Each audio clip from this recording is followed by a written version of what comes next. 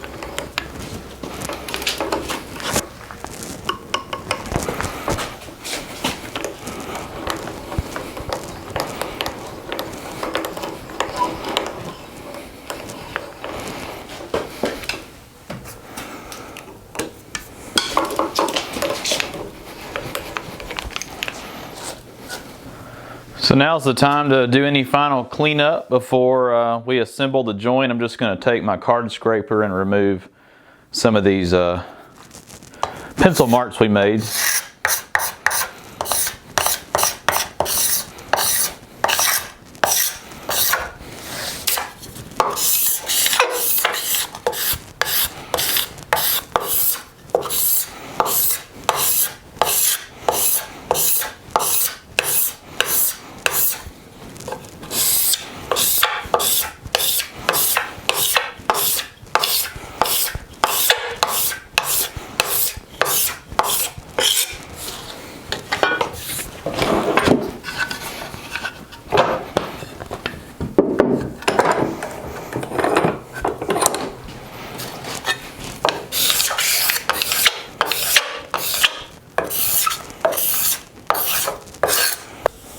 So the final thing we need is some pegs, and what I have here is just some 5/8 of an inch oak pegs that I bought from our local hardware store. The thing you want to be sure of is that the grain is very straight. If there's grain run out along the length of the dowel, sometimes the dowel will actually break. You got to remember the dowel is going to have to bend just a small amount to create that tension within the joint. Be sure when you're preparing your dowels for assembly that you really taper one of the ends of the dowel a lot. And I'm not sure that you can taper it too much. I actually learned the hard way as I blew out the back side of one of my mortises when I was actually putting together my sawhorses, because the edge of the dowel caught the edge of the mortise and tore it out. I was able to glue it back together, but I would definitely prefer that not to happen.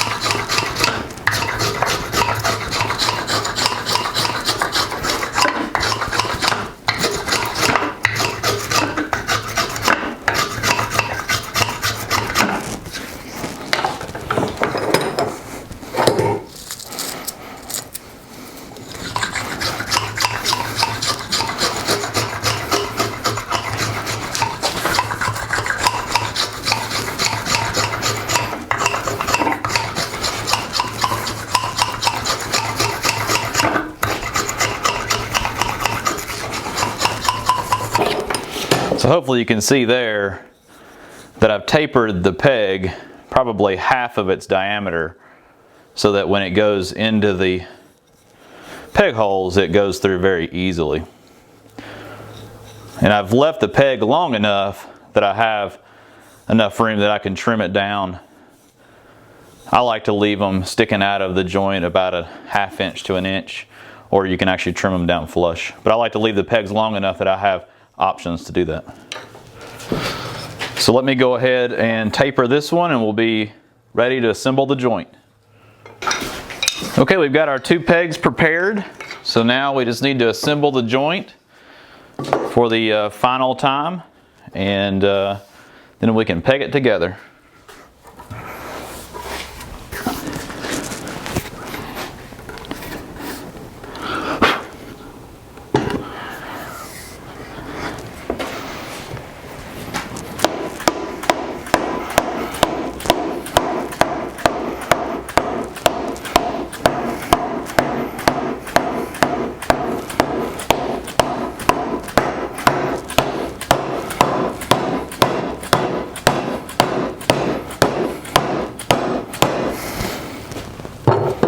So let's take a look at the offset within the peg holes before we peg it together. I'm not sure how easy it is to see on camera, but you can tell there's a subtle offset, roughly a 1/16 of an inch. And you can see as we drive the peg in, it's actually going to pull the joint closer together.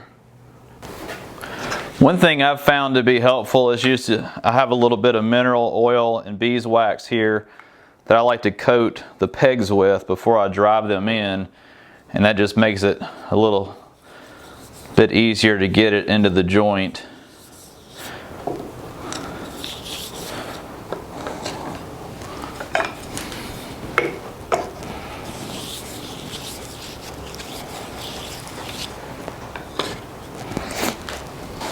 So the very tip of the dowel is sticking through the peg hole on the back side, and I'm just going to take my time and slowly drive the pegs in. I'm going to go back and forth, doing just a little bit at a time.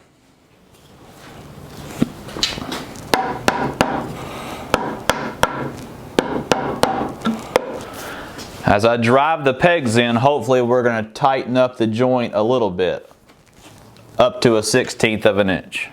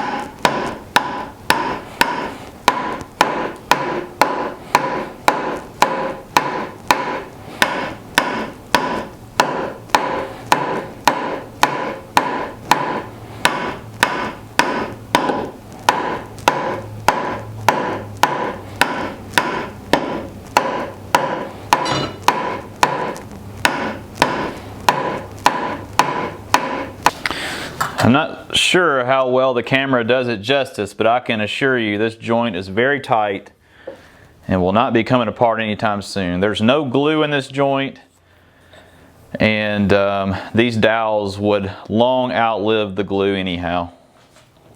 So now I'm just going to trim off the pegs, leaving about maybe 3/4 of an inch or so sticking out.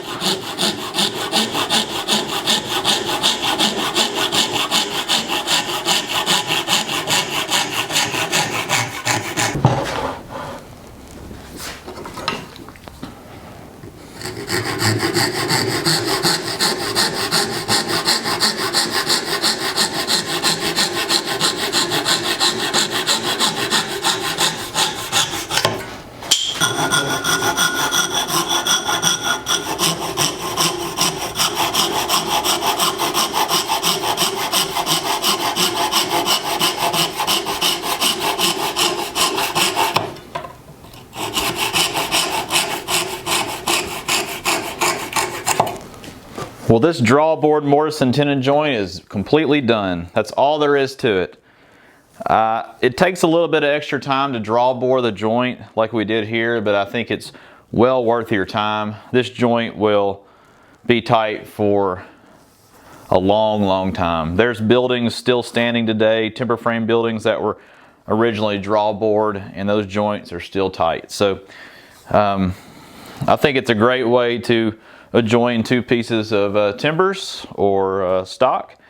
And I hope you enjoyed the tutorial today. If you did, be sure to leave a thumbs up, be sure to leave a comment, and be sure to check out my other videos.